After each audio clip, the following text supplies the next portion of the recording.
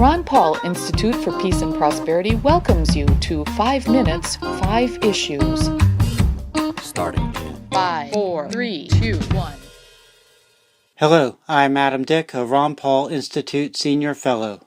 Let's start. Issue 1. It was great to see one Ron Paul Institute Advisory Board member, Andrew Napolitano, interview another United States House of Representatives member, Thomas Massie, at Fox News on Wednesday.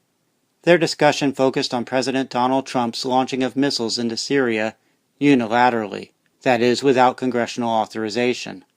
Trump's action, they agreed, was not legal.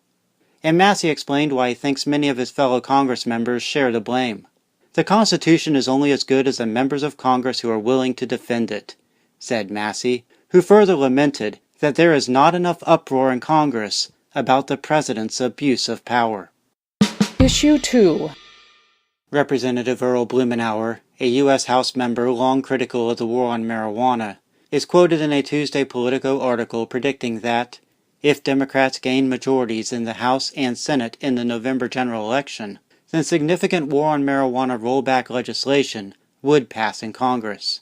Such legislation, Blumenauer says, would be supported by a bipartisan consensus of virtually every Democrat and several dozen Republicans. Blumenauer says consideration of such legislation is now prevented by Republican leadership, but would not be by Democratic leadership.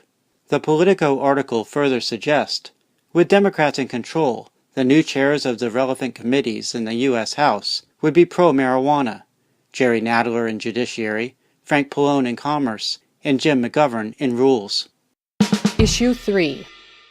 Debbie Nathan wrote Monday at The Intercept that media outlets across the political spectrum have repeated statistics showing a sharp upward trend in the number of assaults against U.S. Border Patrol agents. In fact, Nathan notes that reversing a long downward trend, U.S. Customs and Border Protection reported yearly increases in assaults on its agents of 20% in fiscal year 2016 and 73% in fiscal year 2017. But funny math from CBP appears to explain much or all of the reported increase in assaults. For example, Nathan reports that 6 people throwing rocks, bottles, and tree branches at 7 U.S. Border Patrol agents on February 14, 2017 was reported as 126 assaults. The funny math that turns a claimed assault on 7 Border Patrol agents into 126 assaults is 7 agents times 6 perpetrators times 3 projectiles. Further examining the assault numbers, Nathan writes, according to the Federal Bureau of Investigation, most Border Patrol agents for whom assault data has been publicly reported were not injured. Rocks and water bottles don't always hit their mark, or they are never thrown in the first place. For reporting purposes, apparently, the mere brandishing of an object constitutes assault. Issue 4. Might the Canada government, which is already moving forward with countrywide marijuana legalization, next decriminalize drugs generally? Last week, delegates at a national convention of Canada's ruling Liberal Party adopted a resolution supporting decriminalizing all drugs. Such decriminalization is not part of our plans. Canada Prime Minister and Liberal Party leader Justin Trudeau is quoted at the CBC as saying in regard to the resolution. However, the resolution's adoption suggests public pressure could in the future help cause decriminalization to become part of the plans of the party and of the Canada government. Issue 5. Last month I wrote at the Ron Paul Institute website about schools implementing new rules and procedures, including requiring students to use only clear backpacks, justified to counter perceived risks of mass killings.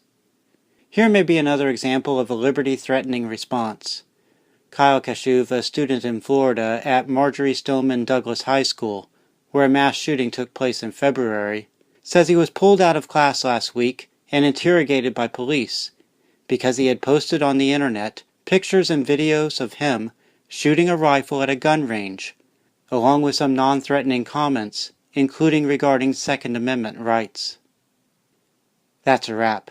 Transcripts of 5 Minutes, 5 Issues episodes, including links to related information, are at the Ron Paul Institute blog.